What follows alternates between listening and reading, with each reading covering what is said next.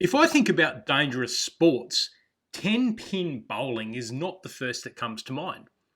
Skydiving, maybe, bungee jumping, bull riding, ski jumping, not 10 pin bowling. I mean, if you don't drop the ball on your foot, and if you stay back behind the black line, it's pretty hard to go wrong. It's one of the few sports that almost demands a glass of wine while you play. When Catherine Windley went bowling for a work function in 2008, it was not her first time. She knew to stay back behind the black line. But that evening, they were having a glow-in-the-dark bowling night. Most of the lights had been turned off. There was rock music playing and disco lights going. As a result, it was hard to see the black line. This wouldn't have bothered most players.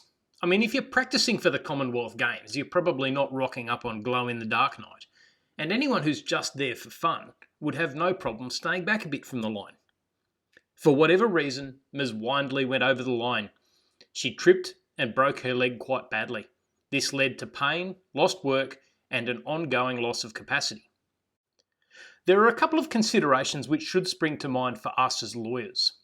First, anyone who's ever been to a bowling alley would know that there are always signs up warning players to remain behind the line. But if the signs can't be seen because it's glow-in-the-dark night and all the lights are out, has the alley given sufficient warning of the danger?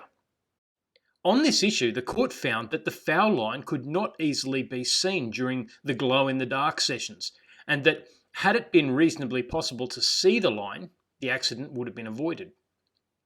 A second issue is where a person knows of a danger, shouldn't they have some responsibility for themselves?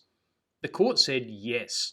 Judge Smith said, "In light of the plaintiff's experience of 10-pin bowling, in my opinion, the plaintiff has failed to take care of her own safety. She ought to have taken more care where she stepped." He then reduced the award by 40% for contributory negligence.